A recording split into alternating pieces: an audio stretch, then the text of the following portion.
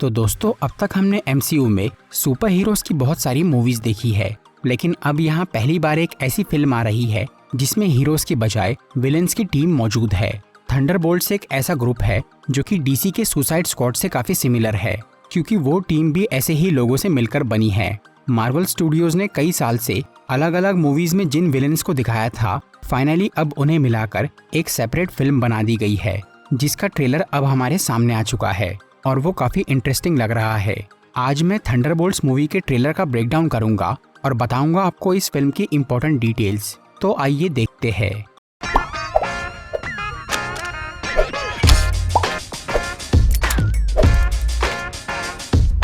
Thunderbolts की team बनी है कुछ एंटी हीरोज और विलन से मिलकर, जो कि अलग अलग सीरीज या मूवीज से निकलकर यहाँ आए हैं और हर किसी की अपनी एक बैक स्टोरी है। ट्रेलर या फिल्म के बारे में बात करने से पहले इन सभी कैरेक्टर्स की हिस्ट्री को शॉर्ट में जान लेते हैं। इस टीम में जो सबसे पुराना कैरेक्टर है वो है बकी बार्न्स, जिसे हमने सबसे पहले देखा था कैप्टन अमेरिका 1 मूवी में, जहां उस फिल्म में बकी एक ट्रेन से नीचे गिर के हाइड्रा के पास चला गया था, जिन्होंने उसे विंटर सोल्जर बना दिया। फिर उसने काफी समय तक बुरे काम किए, लेकिन बाद में वकांडा वालों ने बकी की ब्रेन वॉशिंग को हटाया, जिससे वो नॉर्मल हुआ और उसने अपने दोस्तों के साथ कुछ अच्छे काम किए। बकी हमें आखिरी बार दिखा था falcon and the Winter Soldier series में, जहां उसने सैम विल्सन को कैप्टन अमेरिका बनने में मदद की।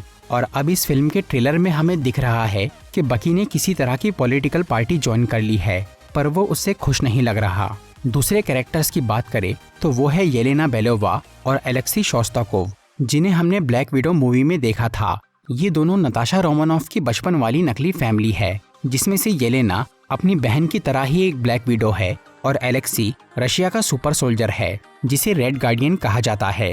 ट्रेलर में हमें दिख रहा है कि ये दोनों लोग कई साल बाद एक दूसरे से मिल रहे हैं। हालांकि वो असली परिवार नहीं है, लेकिन फिर भी येलेना एलेक्सी को अपना पिता मानती है और वो उसे अपनी बेटी। येलेना काफी समय से एक मर्सिनरी है, मतलब वो पैसों के लिए गलत काम करती है, पर अब वो यहाँ बोल रही है कि वो बुरे काम करके काफी थक गई है और उसे किसी अच्छे मकसद की तलाश है। अगले मेंबर की बात करें तो वो है एवा स्टार यानी घोस्ट, जिसे हमने Ant Man and the Wasp movie में देखा था। एवा बचपन में एक क्वांटम टनल के एक्सीडेंट से अनस्टेबल हो गई थी, जिसके बाद वो कई साल तक अपने इलाज की कोशिश करती रही। फिर जब जेनेट ने उसे कुछ क्वांटम हीलिंग पार्टिकल्स दिए, तब एवा थोड़ी ठीक हुई, लेकिन उसे पूरी तरह से सही करने के लिए स्कॉट लैंग जब क्वांटम रियल्म से वो पार्टिकल्स लाने गया तो वो वहीं फंसा रह गया। तब से हर कोई यही सोच रहा था कि एवा के साथ क्या हुआ, पर इस फिल्म में घोस्ट के पास अब भी उसकी पावर्स दिख रही है। इसका मतलब ये है कि वो अब तक ठीक नहीं हुई है और ये नया सूट शायद उसने अपना दर्द कम करने के लिए पहना है, जिसे उसके पिता के दोस्त बिल फॉस्टर ने बनाया होगा। अगला कैरेक्टर है टास्क मास्टर, जो कि ब्लैक विडो मूवी में विलन था। ये कैरेक्टर एक लड़की है जो कि रेड रूम के बॉस ड्रेकोव की बेटी एंटोनिया है। उसके पास किसी की भी फाइटिंग स्टाइल कॉपी करने की एबिलिटी है और इसका यूज करके ड्रेकोव ने अपनी बेटी से कई गलत काम करवाए, लेकिन आखिर में एंटोनिया का ब्रेन वॉश टूटा और वो आजाद हो गई। फिर वो दूसरी ब्लैक विडोज के साथ कहीं चली गई थी और अब इस फिल्म के ट्रेलर से हमें पता चल रहा है कि एंटोनिया यानी टास्क मास्टर पहले जो काम अपने बाप के वश में कर रही थी, अब वही काम वो पैसों के लिए कर रही है। मतलब वो भी एक मर्सिनरी बन गई है और उसका सूट काफी चेंज हो गया है। आखिरी मेंबर की बात करें तो वो है जॉन वॉकर। इस कैरेक्टर को हमने falcon and the Winter Soldier series में देखा था, जहां यूएस गवर्नमेंट ने जॉन को वो शील्ड देकर उसे नया कैप्टन अमेरिका बनाया था, लेकिन बाद में जॉन ने सुपर सोल्जर सीरम ले लिया, जिससे उसका गुस्सा काफी बढ़ गया और उसने सरेआम एक आदमी को मार दिया। इसकी वजह से गवर्नमेंट ने उसे नौकरी से निकाल दिया। फिर उस सीरीज के एंड में वैलेंटीना नाम की एक औरत जॉन वॉकर से मिली और उसने उसे यूएस एजेंट नाम देकर एक नया काम देने का वादा किया। इसलिए अब शायद जॉन भी इल्लीगल काम कर रहा है, पर वो अब तक इस बात से उदास है कि सरकार ने उससे कैप्टन अमेरिका का रैंक छीन लिया और उसकी बहुत बदनामी हुई। तो ट्रेलर देखकर हमें ये पता चल रहा है कि इस मूवी के सभी मेन कैरेक्टर्स कुछ न कुछ गलत काम कर रहे हैं, पर वो इस सब से खुश नहीं हैं और वो अपनी पावर्स का सही इस्तेमाल करना चाहते हैं। उनकी इस अंदरूनी इच्छा को एक इंसान पूरा कर सकता है, जो कि है वैलेंटीना एलेग्रा डी फॉन्टेन। इस औरत को हमने पहली बार Falcon and the Winter Soldier series में देखा था। इसके बाद वो ब्लैक विडो मूवी के पोस्ट क्रेडिट सीन में दिखी और फिर ब्लैक पैंथर 2 मूवी में। वैलेंटीना यानी वेल एक बहुत रहस्यमयी औरत है। उसके काम और इरादों के बारे में कोई नहीं जानता। उसने जॉन वॉकर की मजबूरी का फायदा उठाकर उसे अपने साथ मिला लिया। इसके बाद उसने येलेना को हॉकाई के खिलाफ भड़काकर उसे मरवाने की कोशिश की। फिर हमें ब्लैक पैंथर 2 मूवी में पता चला कि वेल CIA की नई डायरेक्टर बनी है, जहां उसने अपने ही पति को जेल भिजवा दिया। वैलेंटीना लोगों की कमजोरी का फायदा उठाना जानती है, इसीलिए शायद वो इस फिल्म में इन सभी पावरफुल लोगों को कोई लालच देकर उनसे अपना काम करवाएंगी। कॉमिक्स में थंडरबोल्ट्स की कई अलग अलग टीम रह चुकी है, जिनके अलग अलग लीडर्स थे, लेकिन सबसे पहली बार इस टीम को बनाया था बैरन ज़ीमो ने। पर इस मूवी में ज़ीमो की बजाय वेल ये काम करने वाली है। ट्रेलर के एक सीन में येलेना, जॉन, घोस्ट और टास्क मास्टर पहली बार एक दूसरे से टकराते हैं और वो आपस में लड़ना शुरू कर देते हैं।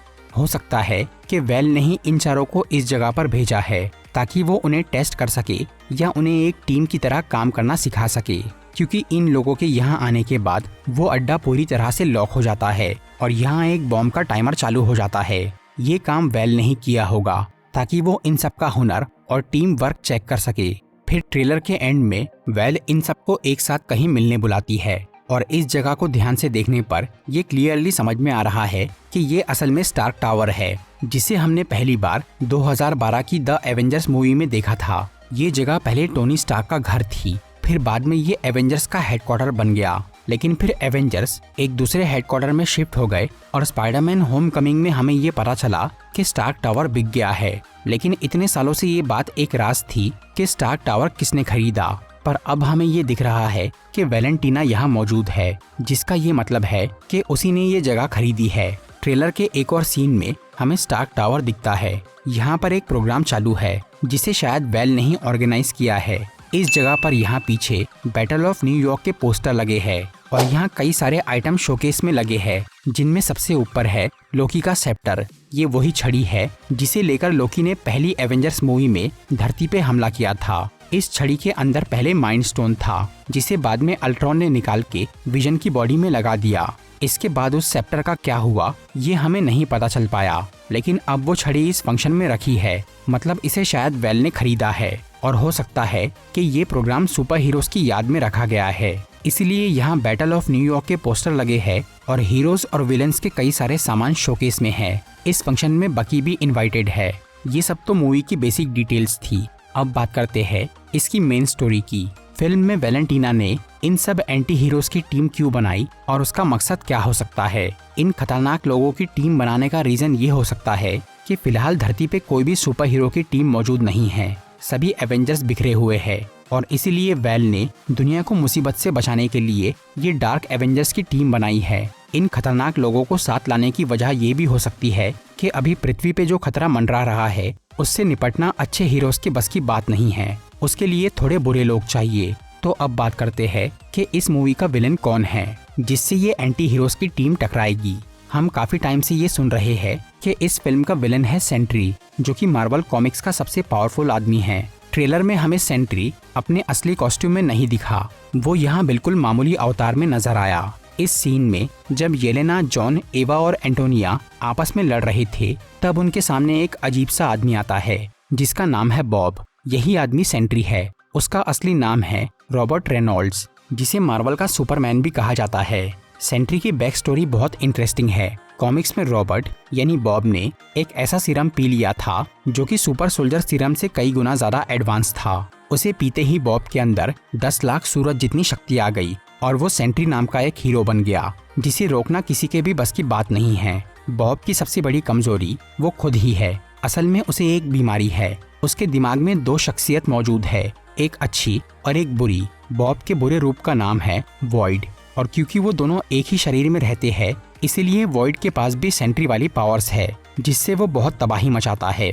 इसीलिए रॉबर्ट एक हीरो भी है और एक विलेन भी, जिसे काबू कर पाना बेहद मुश्किल है। ट्रेलर में हमें सेंट्री अपने असली रूप में तो नहीं दिखा, लेकिन एक सीन से हमें ये पता चल रहा है कि बॉब कितना पावरफुल है। यहाँ पर कई सारे सोल्जर्स बॉब के ऊपर फायरिंग कर रहे हैं, लेकिन वो गोलियां उसे टकरा के नीचे गिर गई है। बॉब के कपड़े फट गए हैं पर उसे कोई नुकसान नहीं हुआ।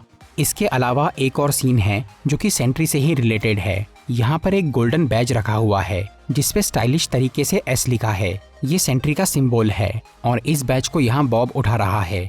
तो अब इस सबसे फिल्म की स्टोरी का अंदाजा लगाया जाए तो हो सकता है कि बॉब यानी सेंट्री को रोकने के लिए ही बेल ने इन सब लोगों की टीम बनाई है। मूवी में शायद बॉब का बुरा रूप वॉइड ही दुनिया के लिए खतरा बना है, जिसे काबू में करना थंडरबोल्ट्स का मकसद है।